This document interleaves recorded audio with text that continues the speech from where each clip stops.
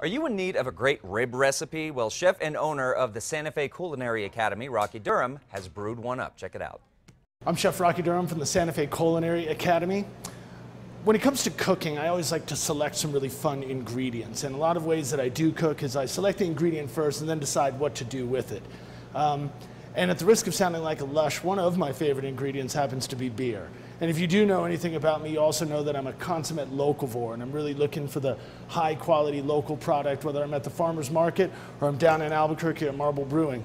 But today I thought I'd figure out some ways to incorporate Marble beer into some of my foods. Now, you might not be getting a 6-gallon keg from Marble, or maybe you will. Maybe you're just getting a bottle or two. But I do love it when a recipe calls for like 1 1/4 beer, because of course, what are you going to do with the other 3/4?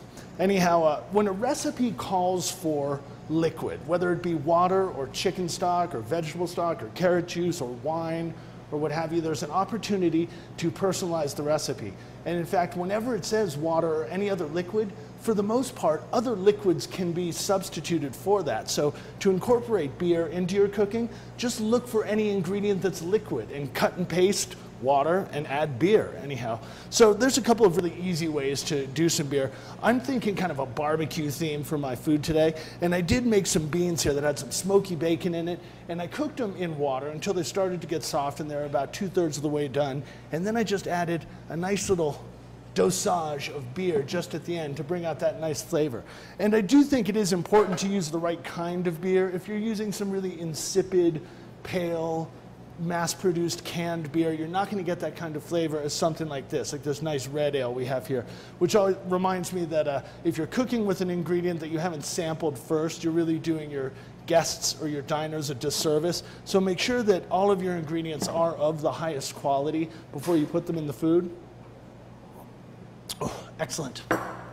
Something else that I'm going to do with beer today is I've actually brined a rack of pork ribs in beer. In this very beer here, this red ale, I've set this pork rib in here overnight in the refrigerator to just soak up that flavor and to really get that nice beer quality to it.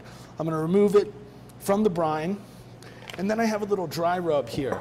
It's got some chili, New Mexican Chimayo chili actually. It's got a little sugar, a little salt, some dried herbs, and a little bit of lime zest in there as well. But what I'm going to do is just generously rub this dry rub all over the exterior of the pork loin.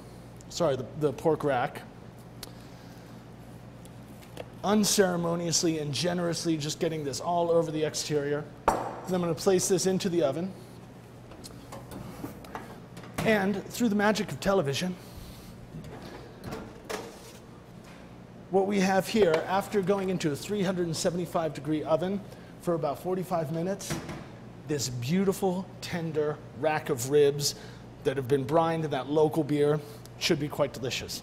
I'm going to serve that with some beans that also have the beer in them. I could see use for a salad with a little bit of vinaigrette that also includes beer. But remember, whenever there's a liquid in your recipe, there's an opportunity to switch liquids.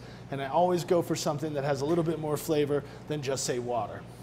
For more information about this, check out my website at santafeculinary.academy.com, where you can download recipes, check out events, our calendar, find out about the cooking classes up here in Santa Fe, our one-year professional program.